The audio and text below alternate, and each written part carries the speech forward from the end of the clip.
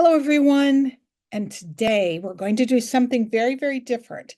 I'm going to take you to Ashby Manor House, which is a very old home. Actually, it's described on the website as one of the most intriguing and historic houses in England. And from 1375 to 1611, it was the home of the Catesby family. And in 1605, Robert Catesby and his fellow conspirators, including Guy Fawkes, which many of you know that name, gathered at the Manor's Gatehouse, which you will get a little glimpse of in the video. And it was there that they conspired to assassinate King James I by blowing up the Houses of Parliament. It's considered one of England's most notorious acts of treason. And it's called the Gunpowder Plot. The manor house, though, is just a mishmash of different, because of that long history, a mishmash of different architectural periods and styles. And then it was integrated in the 20th century by the renowned architect Sir Edwin Lutyens. He's quite amazing, everything that he accomplished during his time period. But I start the video off with a couple of outside shots just to give you a view of kind of those different architectural periods. But I have to share, it's super windy and I didn't have my microphone with me.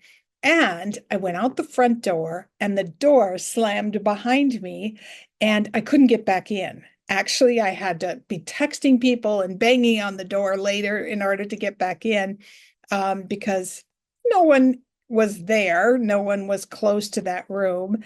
And, but anyways, I couldn't go get the microphone. And so consequently, you're going to hear a lot of wind, but I kept it in because I thought you would want to see what the outside of the building looks like.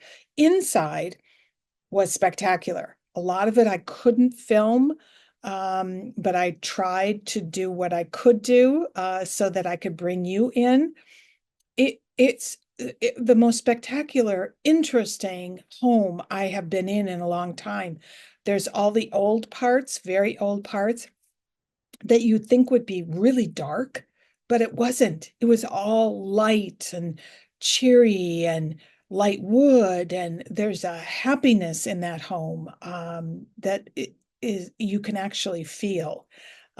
So anyways, but why we were there is I was taking, as part of the Victoria Magazine tour, we had a flower arranging session by Arthur Parkinson. And Arthur is incredible. You will absolutely love Arthur and his descriptions of how to do flower arranging in such a way that is sustainable, is environmentally friendly. Arthur has a book out, which I will show you at the very end of this video. The book is called, again, his name is Arthur Parkinson, and the book is called The Flower, let's see, The Flower Yard. Sorry, The Flower Yard, Planting a Paradise. Actually, he's a paradise, just to the teaching that he does and the calm way that he goes about arranging his flowers. Anyways, I hope you enjoy. It was a delightful experience. This is a short video, so I would love to hear your thoughts on whether or not you enjoy videos of this length. Take care, everyone. I'll be back to you when we get through all the flower arranging. This was the most incredible place. And absolutely incredible. You can see sheep up at the distance. It's a little windy. I apologize. I don't have like my nest on with me. But it's absolutely wonderful. That Leopistus branch. And papers crawl back up. Let's see if I can. I just shut the door, so I think I'm locked outside. I will get you the name. It will be down in the show notes. I think it's maybe Ashby House, and they have a club. It's a lot. Oh, true English countryside. Oh, I love it. Just beautiful.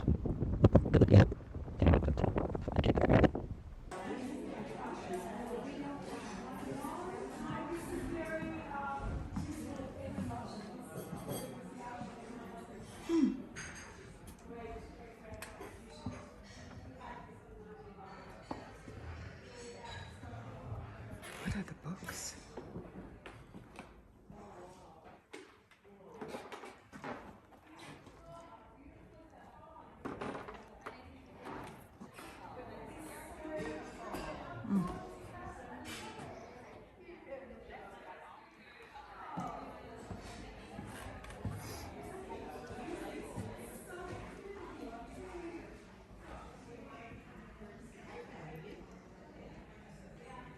Believe it or not,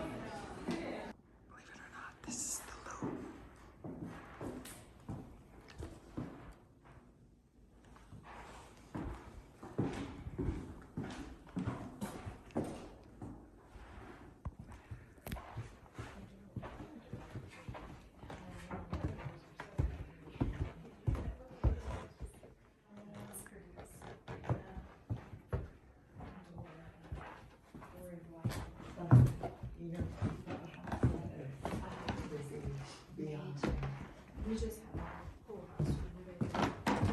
Louvre. Ouch. It was a nightmare, and we've had to have one of the bathrooms redone since we had the trip. Because the grout was bad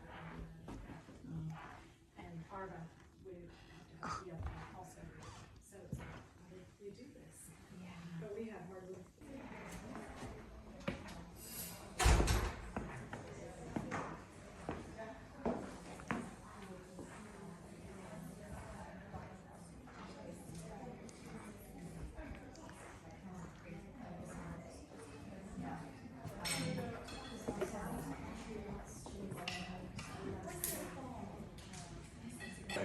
I'm just going to tie it at the top, because if I was to leave them not tied, it may well get to the point where I'm arranging and then it all just goes dum.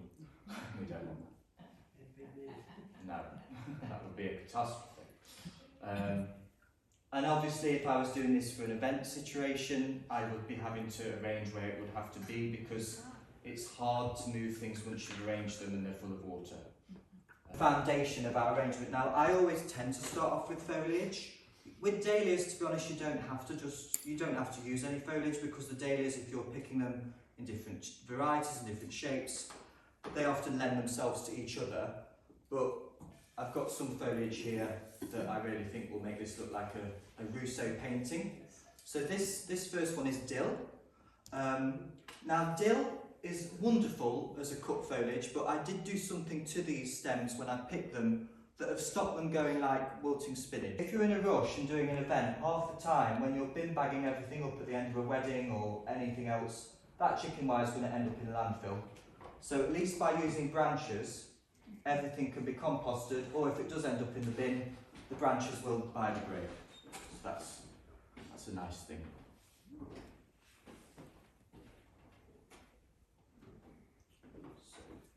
I'm going to try and make sure that this doesn't really have a front or a back. If it was on a mantelpiece, obviously I'd be thinking, okay, how do we give it a back so the back is straight? But we're not going to worry too much about that. We're going to pretend it's just going to be maybe in the middle of a huge dining table, an entrance table. So we can go quite a tendril of wisteria, and that's very naughty and crazy to me, that whip action. And it's a lovely limey green at this time of year. Again, like the dill, you do need to sear this in the boiling water, otherwise it flops. This is actually 3 days old now, but if you hadn't have seared it, all the foliage would have flopped, because it's a hardwood stem. So roses, anything with a hard stem, they really like the boiling water method of being conditioned. The hydrangeas I've got today are the mop head hydrangeas. I've got one head of a hydrangea many of you will know, which is Annabelle. Now, Annabelle, if you want to pick this now to keep it for Christmas, you must pick it now because it goes brown as soon as we get the first hint of a frost. So pick it now, have it in a vase of water, then it will dry nicely. But if you wait, it will all overnight go purple and brown. That was one straight behind you, Arthur. They're all Yes. anyway. Yes, you want to pick all them if you haven't already. Reading next year's flower. As long as you go back to a pair of buds above where you're cutting, there will be another flower, unless of course you go right to the base of the plant, then that stem won't have enough time next year to make a new flower. So you leave some on the plant and pick some. You're not decimating the whole plant, is the idea.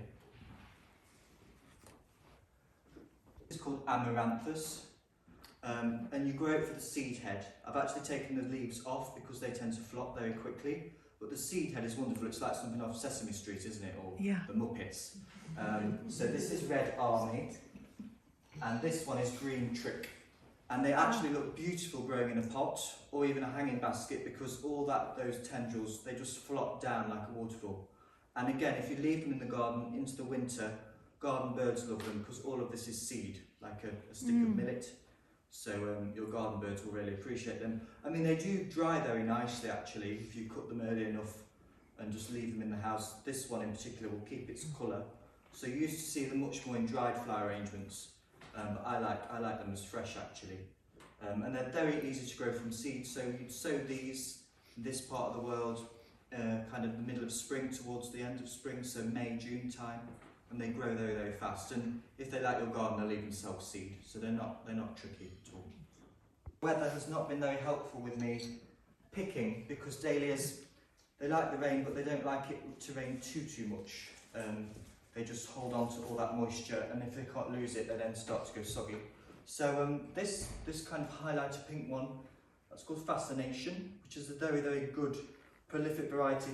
I don't like growing too many what they call dinner plate dahlias, because to me, dinner plate dahlias are good if you just want a bowl full of water with one big head in, or maybe you might have one heavy vase that just takes one huge flower, but they don't really lend themselves that brilliantly to a mixed arrangement like this. You want ones that are kind of classed as decorative varieties, which are kind of medium-sized. This is a cactus variety, because as it gets bigger, it's very spiky-edged. So Fascination is a very old variety. And with conditioning dahlias, the best thing you can do for them is as you're picking, you do want to be taking most of the foliage off, because the foliage actually wilts quicker than the flower will. And knowing that you're going to put most of that stem under a water line, you're going to strip the leaves off anyway, because a leaf under the water of a vase creates bacteria, dirty water smells, not very nice. Now, in terms of picking off the plant, you always want to pick above a pair of leaves. So what I see happen a lot with people who've maybe grown for the first time is they'll do this. So imagine that's a big flower. They'll just pick it off like that and leave a stump. Now that's not going to tell your dahlia plant that it needs to grow another flower. By going down to a pair of leaves, that's telling the plant that it needs to produce new axillary buds, which in time are going to become your next crop of flowers. So always goes down to a pair of leaves. And don't worry about going deep into the heart of the dahlia plant. That's actually going to make it invigorate itself. So you can really cut deeply into your dahlias at this time of year. And you know, with each petal edged with white. I have a question. Yes. Once they start dropping their petals, is there any saving them, or is it just all for?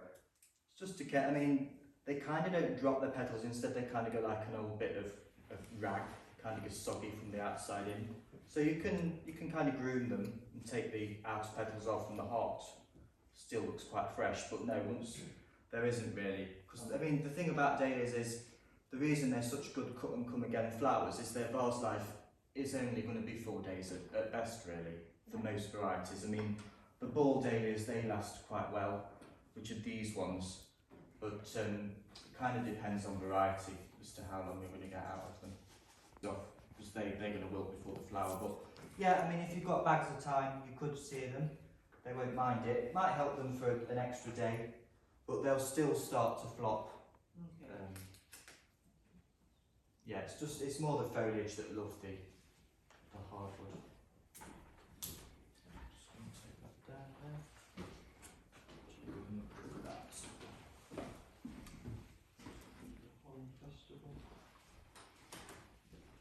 Go low with the big ones, that's just giving that nice art.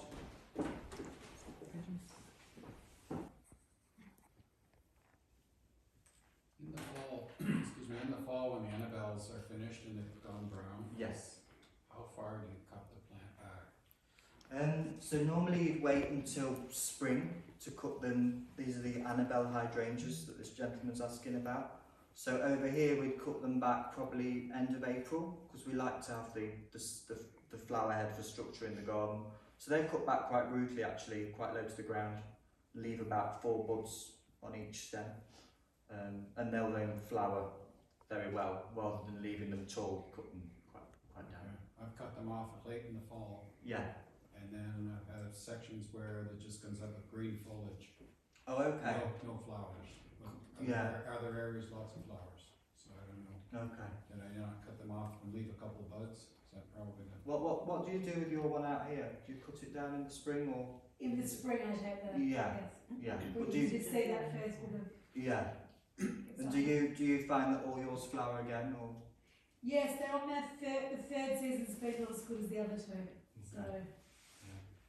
I mean, if it's a dry summer or a dry spring, they hate being dry. So maybe are you watering them lots? They like a lot of water. That's one thing they do like.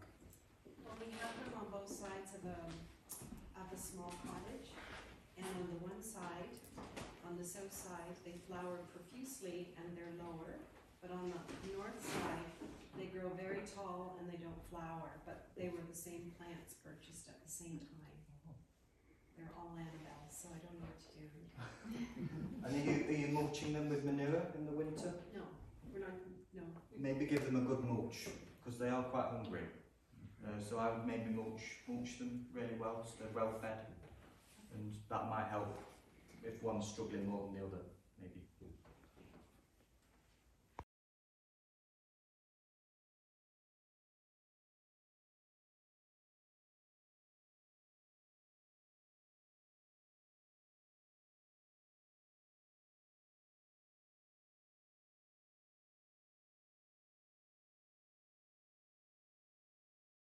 Well, I hope you all enjoyed this little visit and flower arranging workshop. I thought it was, first of all, so fun that at the end of the video, you hear the music blaring, which is New York, New York. Pretty crazy, but fun, very fun.